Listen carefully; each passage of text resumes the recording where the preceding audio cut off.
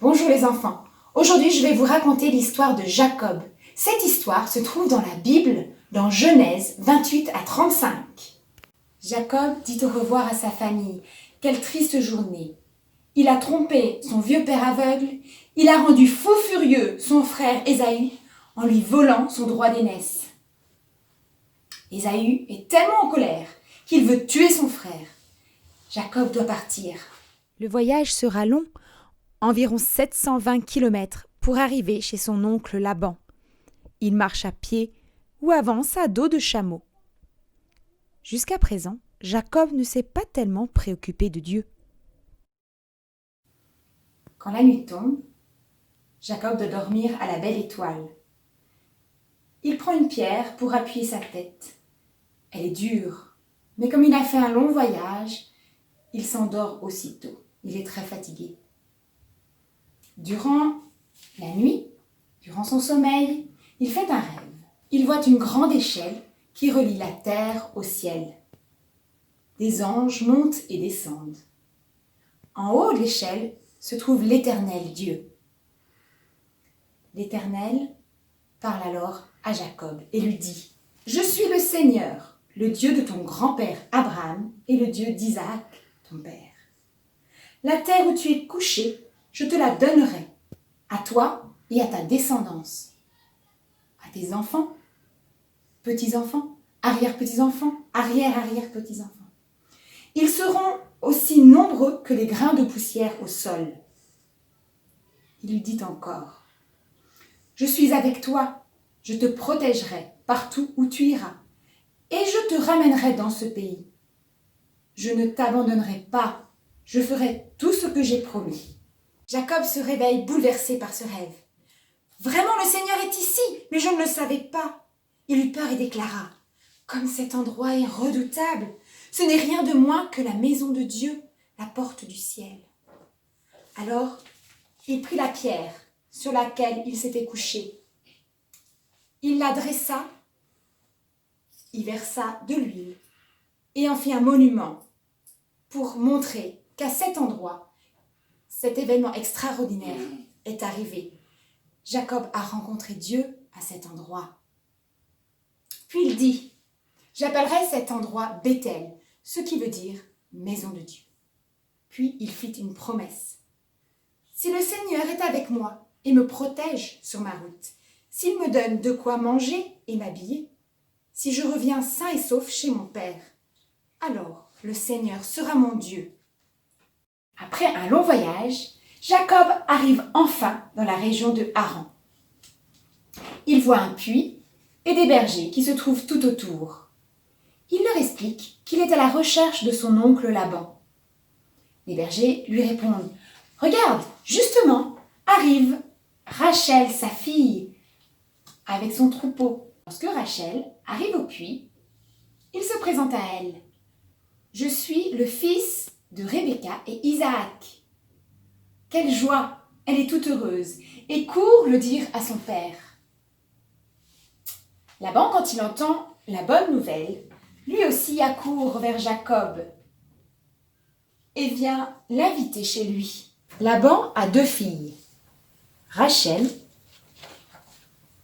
et Léa. Jacob va rester 20 ans chez Laban. Il travaillera pour lui. Il se mariera aussi et aura plein d'enfants. Des années plus tard, Jacob dit à Laban : « J'aimerais retourner chez moi. Donne-moi mes 2 femmes et mes enfants. Tu sais que j'ai travaillé dur et longtemps pour toi. » Mais Laban le supplie de rester. « Je te donnerai le salaire que tu veux. » Alors Jacob lui dit : « D'accord, j'aimerais quelques bêtes de ton troupeau. » Avec les années, Jacob devient riche et ses troupeaux se multiplient. Il possède maintenant beaucoup de moutons, de chèvres, d'ânes, de chameaux. Dieu dit à Jacob : « Retourne dans ton pays et je serai avec toi. » Alors Jacob parle avec Rachel et Léa. Il leur explique que Dieu lui a parlé et elles sont d'accord de le suivre. Une longue caravane se met alors en route. Jacob choisit un moment où Laban est loin de la maison pour partir discrètement. Soudain, il se souvient de son frère qui voulait le tuer. C'est pour ça qu'il était parti de chez lui. Alors il envoie des messagers pour savoir où habite Ésaü. Ils reviennent et font un rapport inquiétant. Ésaü arrive avec 400 hommes. Alors, Jacob décide de prier. Voici ce que Jacob dit à Dieu dans sa prière. Ô Dieu, de mon grand-père Abraham et de mon père Isaac, tu m'as dit, retourne dans ton pays auprès de ta famille. J'agirai et tout ira bien pour toi. Seigneur, je ne suis pas digne de toutes les faveurs que tu m'as accordées avec tant de fidélité. À moi, ton serviteur. Je n'avais que mon bâton quand j'ai traversé la rivière. Et maintenant, je reviens avec ces 2 groupes. Délivre-moi de mon frère Ésaü, car j'ai peur de lui. Je crains qu'il vienne me tuer avec les femmes et les enfants. Souviens-toi que tu m'as dit, j'agirai et tout ira très bien pour toi. Je rendrai tes descendants nombreux comme les grains de sable au bord de la mer.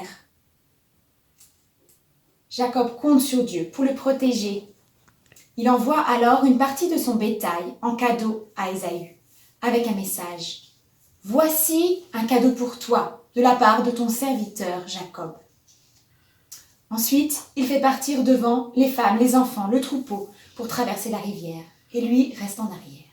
Cette nuit-là, quelque chose d'étrange s'est produit pour lui. Un homme vient et se bat avec Jacob. Il lui démet même une hanche, le rendant ainsi boiteux. Ce n'est pas un homme ordinaire, c'est un visiteur venu du ciel. Jacob se bat avec Dieu. Dieu lui dit, « Tu ne t'appelleras plus Jacob, ce qui veut dire le trompeur, mais Israël, celui qui lutte avec Dieu. » Un nouveau nom, un nouvel homme. Dieu a changé le cœur de Jacob. Il en a fait une personne différente et meilleure. Cela a pris du temps, mais Dieu est patient. Jacob n'oubliera jamais cette nuit. Le lendemain, il boite toujours à la jambe quand il s'apprête à retrouver son frère. Il place sa famille de façon à ce qu'elle soit en sécurité. Lui devant et toute sa famille derrière lui. Lorsqu'Ésaü s'approche, Jacob s'incline à terre devant lui. Ésaü alors accourt vers lui et le prend dans ses bras. Il l'embrasse. Il lui pardonne. Dieu avait tout préparé pour que ces retrouvailles se passent bien. Dieu a promis une descendance à Jacob. Il lui a promis le pays où il était couché. Il a réalisé son plan. Il a tenu sa promesse. Il a protégé Jacob. Il l'a accompagné. Il a été à ses côtés tout au long du chemin. L'Éternel est devenu le Dieu personnel de Jacob. Et toi, l'Éternel, est-il ton Dieu? Dieu dirige tout. Il sait tout. Tu peux lui faire confiance. Tu peux lui remettre ta vie. Il est à tes côtés. Dans la Bible, dans Ésaïe 41:10, Dieu dit à son peuple, « N'aie pas peur, car je suis moi-même avec toi. Ne promène pas des regards inquiets, car je suis ton Dieu. Je te fortifie, je viens à ton secours, je te soutiens par ma main droite, la main de la justice. Oui, n'aie pas peur, Dieu est avec toi, il sait tout, il dirige tout, il vient à ton secours, il te soutient, tu peux lui faire confiance. »